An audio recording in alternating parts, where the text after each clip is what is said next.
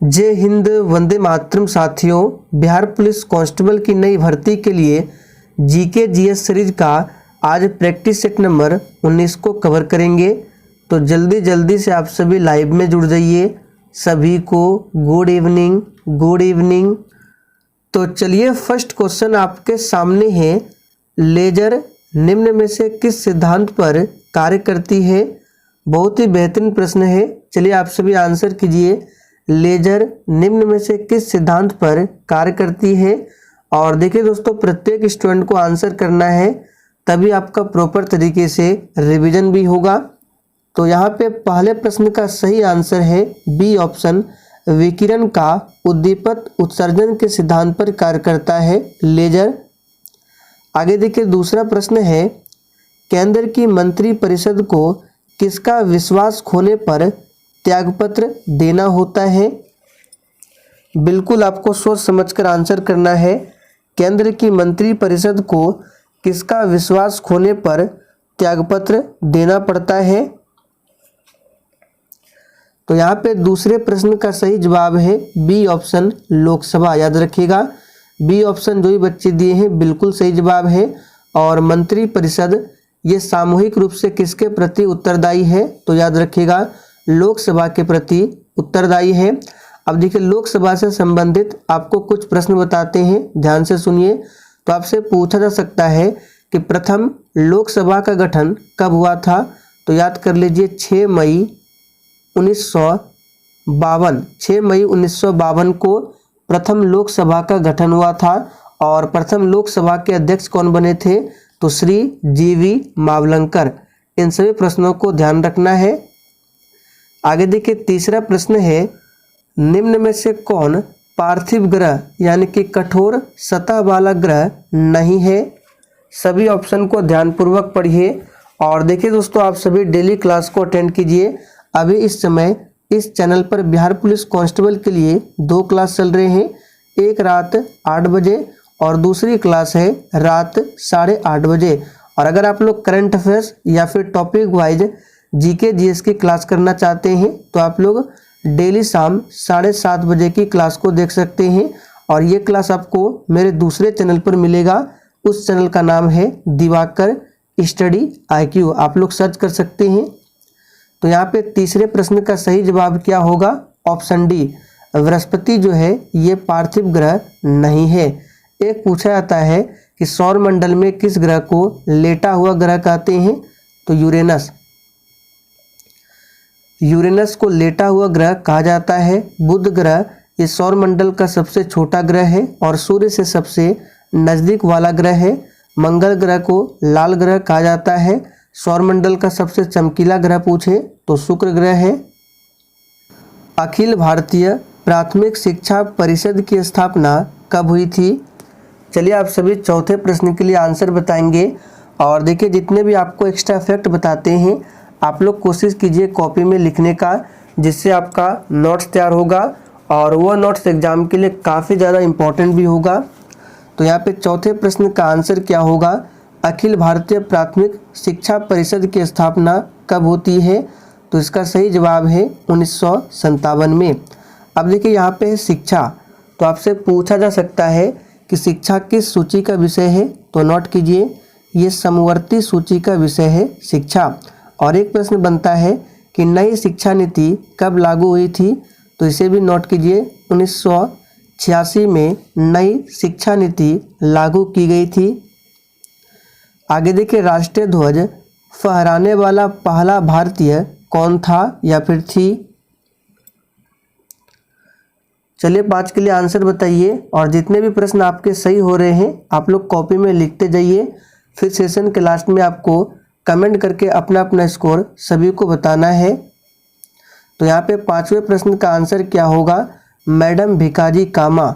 जो भी बच्चे सी बता रहे हैं बिल्कुल सही जवाब है। अब राष्ट्रीय ध्वज से संबंधित प्रश्न बताते हैं। तो राष्ट्रीय ध्वज का जो प्रारूप है इसे कब अपनाया गया था? नोट कीजिए, 22 जुलाई 1947 को। और राष्ट्रीय ध्वज का डिजाइन किसने तैयार किया था? पिंगली वेंकैया ने। राष्ट्रीय ध्वज की लंबाई और चौड़ाई का अनुपात कितना होता है? तो 3:2 2 के अनुपात में होता है। राष्ट्रीय ध्वज के चक्र में कितनी तिलियां हैं? 24 तिलियां हैं। रक्त बिंबाणु को और किस नामों से जानते हैं? वेरी इंपॉर्टेंट प्रश्न है, आंसर कीजिए। रक्त बिंबाणु को और किन नामों से जानते हैं? तो यहाँ पे छठे प्रश्न का आंसर जो भी बच्चे ऑप्शन सी बता रहे बिल्कुल सही जवाब है। थ्रोम्बोसाइट के नाम से भी जाना जाता है, ध्यान रखेंगे। और रक्त बिंबाणु का निर्माण कहाँ होता है? तो अस्थि मज्जा में। और मृत्यु कहाँ पर होता है? तो प्लीहा में। सभी को ध्यान रखेंगे। आरबीसी इसका जीवन काल पूछा जाता है जो कि 120 दिनों का होता है। इन सभी फैक्ट को ध्यान रखें। भारत के आज़ाद होने पर किसने कहा था कि आज हमारे दुर्दिन की अवधि समाप्त हो गई है? बहुत ही शानदार लेवल का प्रश्न है, फटाफट से आंसर बताइए, ये किसने कहा था?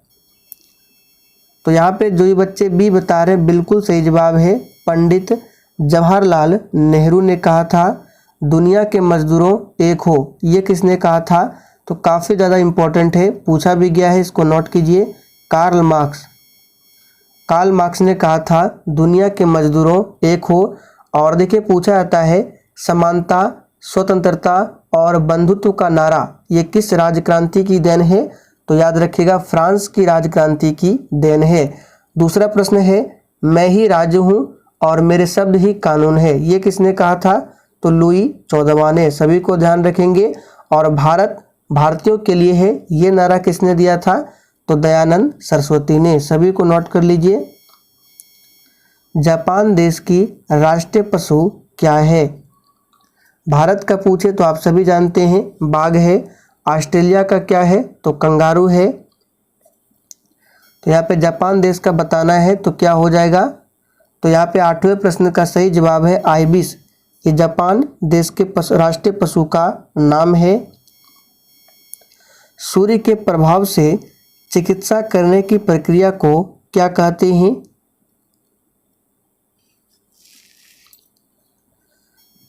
तो यहाँ पे सही जवाब क्या है? सूर्य के प्रभाव से चिकित्सा करने की प्रक्रिया को कहा जाता है हेलियोथेरेपी। यहाँ पर ए ऑप्शन आपका सही जवाब है, ध्यान रखेंगे। देखिए सूर्य जो है ये एक गैस का गोला है, इसमें मुख्य रूप से 2 गैसें होती है, एक हाइड्रोजन और दूसरा हीलियम। और हमारा सन जो है ये नाभिकीय संलयन के सिद्धांत पर कार्य करता है। गुलाब दिवस कब मनाया जाता है? चलिए 10 के लिए आंसर बताएंगे। और देखिए यहाँ से आपको 5 से 6 और भी इम्पोर्टेंट डेज को बताते हैं, सभी को नोट कर लीजिए। तो देखिए सबसे पहले गुलाब दिवस कब मनाया जाता है? तो 12 फरवरी को। यहाँ पर ए ऑप्शन आपका सही जवाब है।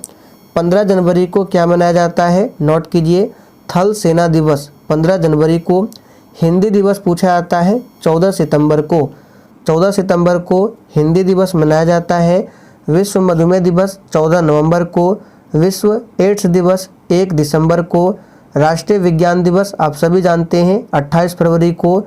विश्व जल दिवस 22 मार्च को। मानवाधिकार दिवस 10 दिसंबर को।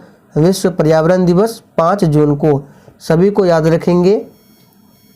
निशांत बाग कहाँ पर है?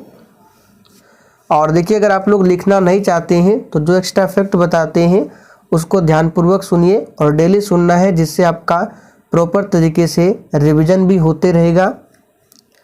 तो निशांत बाग कहाँ पर स्थित है? इसका सही जवाब है जम्मू कश्मीर। तो यहाँ पे ए ऑप्शन आपका सही जवाब है। किसी रोलिंग प्लान की क्या विशेषता होती है?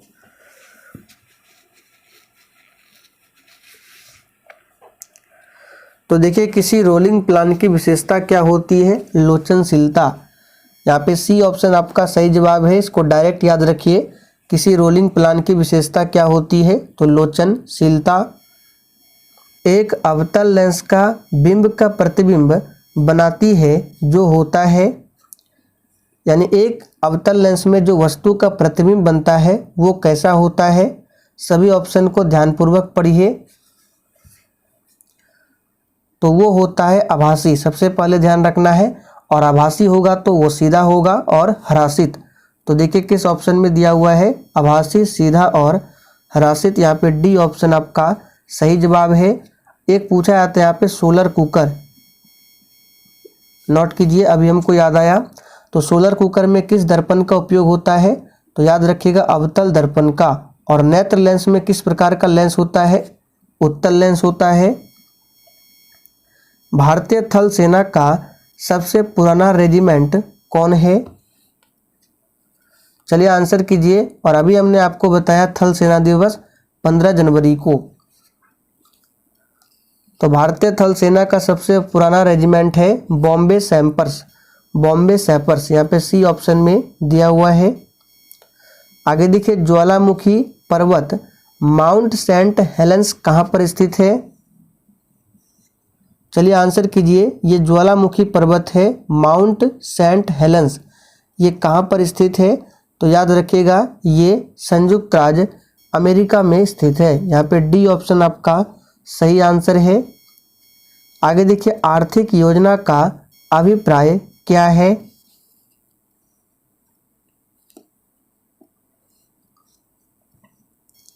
तो आर्थिक योजना का अभिप्राय क्या है? इसका सही जवाब है स्रोत विनियोजन।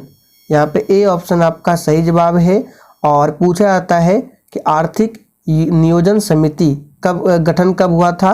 तो पंडित जवाहरलाल नेहरू की अध्यक्षता में 1938 में, याद रखिएगा 1938 में आर्थिक नियोजन समिति का गठन किया गया था, ध्यान रखेंगे। आगे देखिए, यहूदियों के पूजा स्थल को क्या कहते हैं? अब यहाँ से आपको ध्यान रखना है, हिंदू के पूजा स्थल को आप सभी जानते हैं मंदिर कहा जाता है, इस्लाम के पूजा स्थल को मस्जिद कहा जाता है, ईसाई के पूजा स्थल को गिरजाघर कहा जाता है, यहूदी के पूजा स्थल को सिनेगॉग, यहाँ पे बी ऑप्शन में दिया हुआ है, ध्यान रखेंगे। एक गुरुद्वारा, ये किसका पूजा स्थल है? तो ये सिखों का पूजा स्थल है गुरुद्वारा। और अग्नि मंदिर ये पारसियों का है, सभी को ध्यान रखेंगे। पारसियों का पवित्र ग्रंथ पूछा जाता है जैन अवेस्ता, जैन अवेस्ता किसकी ग्रंथ है? तो पारसियों की, ध्यान रखेंगे। प्रथम मानव रहित अंतरिक्ष यान कौन सा है? चलिए आंसर कीजिए, प्रथम मानव रहित अंतरिक्ष यान कौन सा है? तो यहाँ पे 18 का आंसर क्या हो जाएगा? ऑप्शन ए लूना 16, ये प्रथम मानव रहित अंतरिक्ष यान है। मलेरिया किस वर्ग से जनित रोग है? यानी मलेरिया जो है ये किसके कारण होता है आपको बताना है। वायरस के कारण, बैक्टीरिया, कृमि या फिर प्रोटोजोआ? तो पहले भी हमने आपको बता रखा है कि मलेरिया जो है ये प्रोटोजोआ के कारण होता है। अब कौन सा प्रोटोजोआ है? तो प्लाज्मोडियम नाम का प्रोटोजोआ, जिसके कारण मलेरिया होता है, ध्यान रखेंगे। किसी गतिशील पिंड का वेग आधा करने से उसका संवेग क्या होगा? तो बहुत ही सिंपल है। तो देखिए, किसी गतिशील पिंड का वेग आधा करने से उसका संवेग भी आधा होगा। चलिए इसको निकाल के देखते हैं। तो संवेग बराबर होता है P बराबर m इंटू वी। यहाँ पे m जो है ये नियत यानी कांस्टेंट है, तो v को आधा करना है, तो v बराबर हो गया हाफ v। तो यहाँ पे जहाँ पे v है वहाँ पे आपको हाफ v रखना है। तो p बराबर m इंटू 1/2v।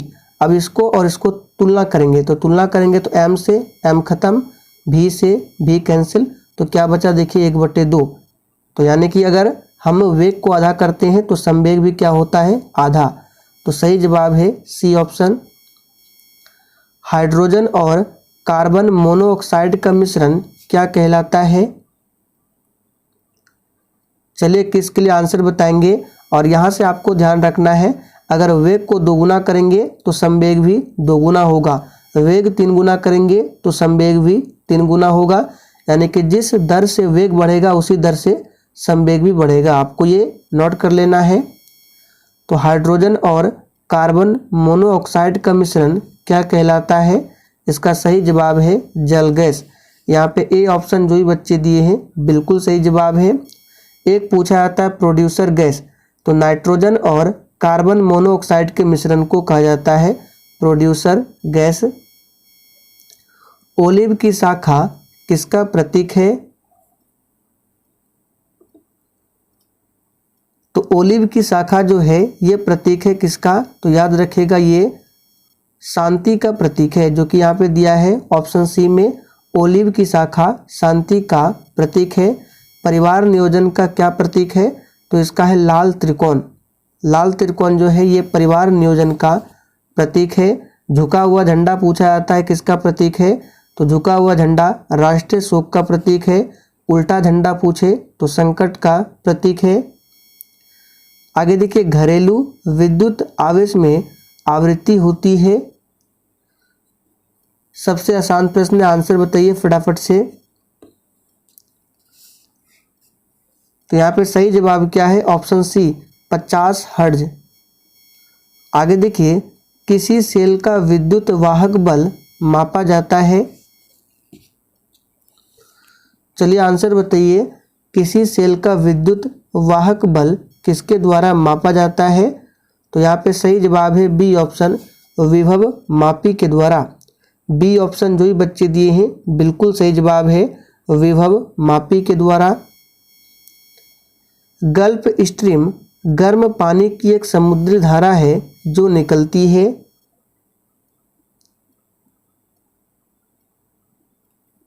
तो गल्फ स्ट्रीम गर्म पानी की एक समुद्री धारा है, ये आपको ध्यान रखना है। जो कहाँ से निकलती है? तो सही जवाब है मैक्सिको की खाड़ी से। बी ऑप्शन जो ही बच्चे दिए हैं बिल्कुल सही जवाब है, मैक्सिको की खाड़ी से। सिकंदर ने किस समय भारत पर आक्रमण किया था?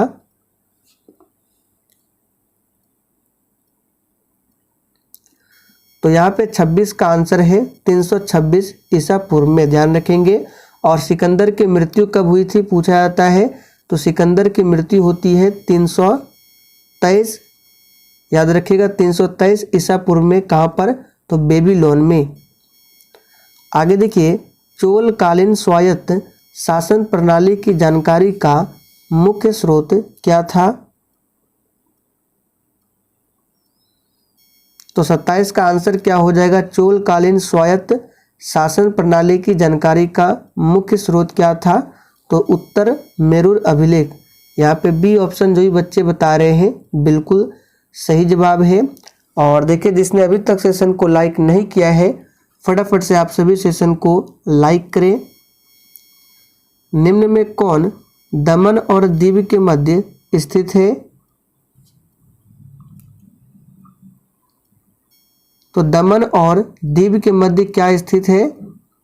तो याद रखिएगा खंबात की खाड़ी। यहाँ पे डी ऑप्शन जो ही बच्चे दिए हैं बिल्कुल सही जवाब है, खंबात की खाड़ी। दमन और दीव की राजधानी कहाँ पर है? तो दमन है। भारत और श्रीलंका के मध्य क्या है? तो मन्नार की खाड़ी, याद रखिएगा।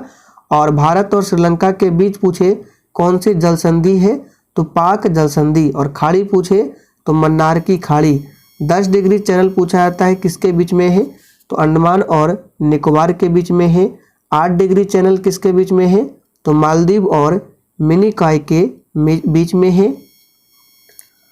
सेंट जॉर्ज द्वीप ये ठीक कहाँ पर अवस्थित है? चलिए 29 के लिए फटाफट से आंसर बताइए। ग्रीनलैंड पूछा जाता है कहाँ स्थित है? तो आर्कटिक महासागर में ग्रीनलैंड अवस्थित है, याद रखिएगा। बोर्नियो द्वीप पूछा जाता है किस महासागर में स्थित है? तो प्रशांत महासागर में बोर्नियो द्वीप स्थित है। यहाँ पे सेंट जॉर्ज द्वीप ये कहाँ पर स्थित है? तो याद रखिएगा ये वास्को डिगामा यानी कि चेन्नई के पास स्थित है। मानव शरीर में सबसे अधिक आयोडीन कहाँ पर पाया जाता है? तो मानव शरीर में सबसे अधिक आयोडीन जो है थायराइड ग्रंथि में पाया जाता है। यहाँ पे सही जवाब है ए ऑप्शन। मानव शरीर की सबसे छोटी ग्रंथि पूछे तो पीयूष ग्रंथि है। पीयूष ग्रंथि को मास्टर ग्रंथि भी कहा जाता है। यकृत ग्रंथि सबसे बड़ी ग्रंथि है। आगे देखिए, राज्यसभा के लिए चयनित या नामित प्रथम फिल्म अभिनेत्री कौन है? इन चारों ऑप्शन में से आपको बताना है कौन है।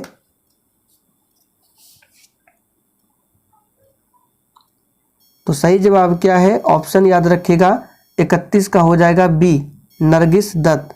बी ऑप्शन जो ही बच्चे बता रहे हैं बिल्कुल सही जवाब है। आप लोग कमेंट करके बताइए दादा साहेब फाल्के पुरस्कार से सम्मानित प्रथम अभिनेत्री कौन है? कॉरपोरेट टैक्स यानी निगम कर ये किस पर लगाया जाता है?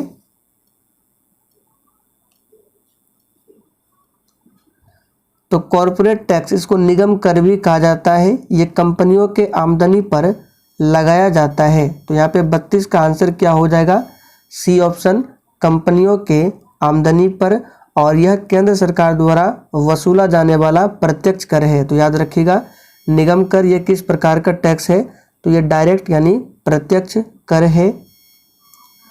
योजना में कोर सेक्टर से क्या आशय है?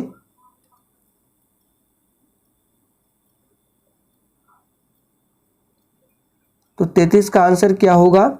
तो योजना में कोर सेक्टर का मतलब होता है चयनित आधार उद्योग। डी ऑप्शन जो ही बच्चे दिए हैं बिल्कुल सही जवाब है। कृषि पूछा जाता है, ये किस क्षेत्र के अंतर्गत आता है? तो प्राथमिक क्षेत्र के अंतर्गत। उद्योग क्षेत्र पूछे तो उद्योग जो है द्वितीय क्षेत्र के अंतर्गत, और सेवा जो है तृतीय क्षेत्र के अंतर्गत। सभी को ध्यान रखेंगे। भारत में वित्तीय आयोग का प्रमुख कार्य क्या है? तो देखिए, भारत में वित्तीय आयोग का प्रमुख कार्य केंद्र एवं राज्य के बीच राजस्व का वितरण करना है। तो 34 का सही जवाब है ए ऑप्शन, ध्यान रखेंगे। और वित्त आयोग के बारे में संविधान के अनुच्छेद 280 में बताया गया है। मक्खी का लार्वा क्या कहलाता है?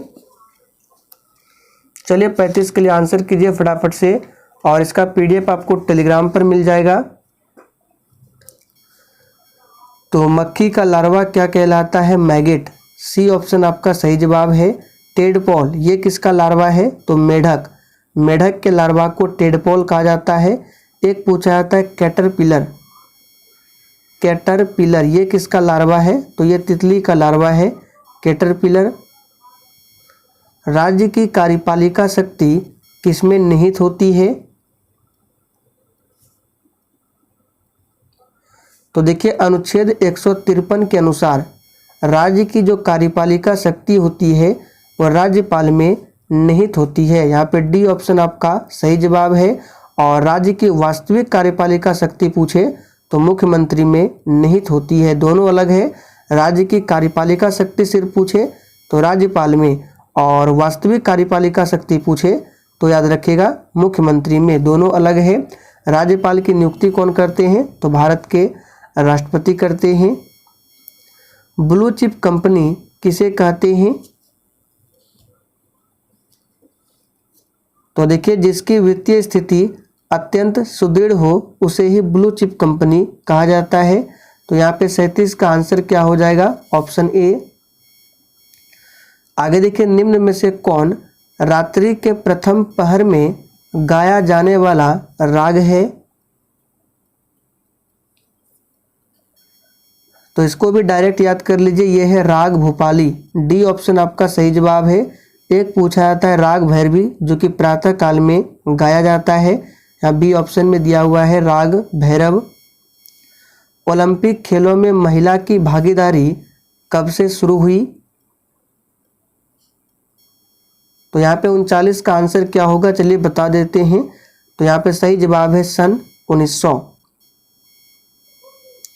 उल्टा झंडा किसका प्रतीक है? तो अभी हमने आपको बताया था उल्टा झंडा किसका प्रतीक है।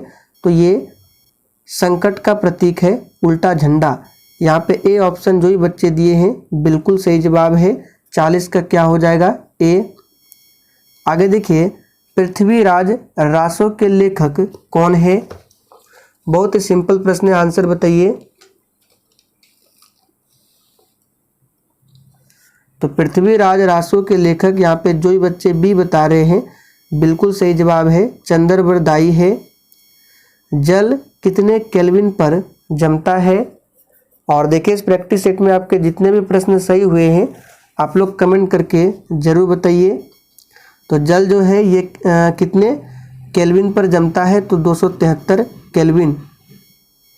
भारत में बीबी का मकबरा किस राज्य में स्थित है?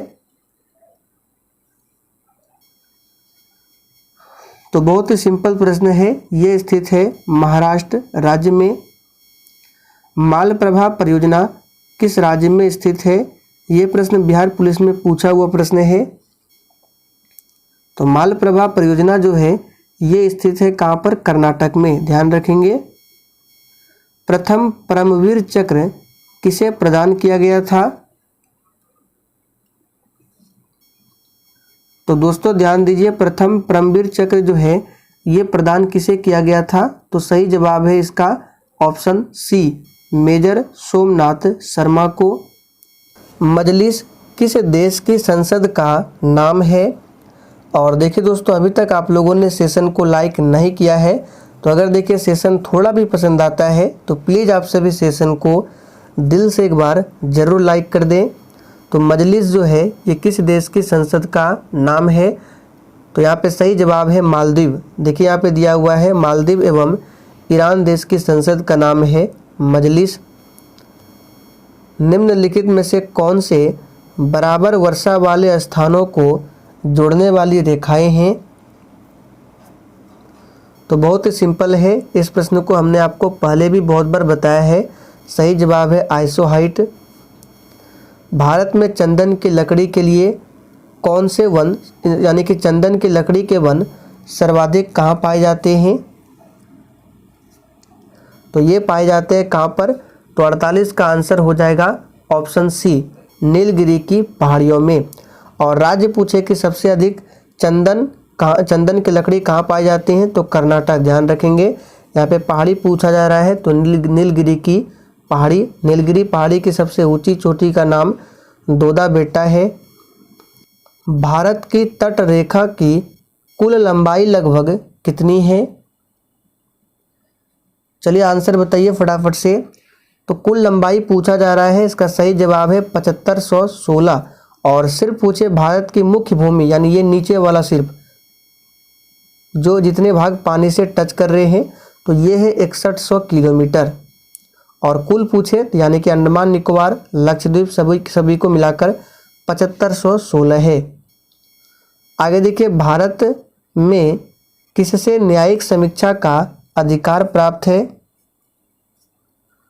तो चलिए आखिरी प्रश्न है, इसका सही जवाब है सर्वोच्च न्यायालय।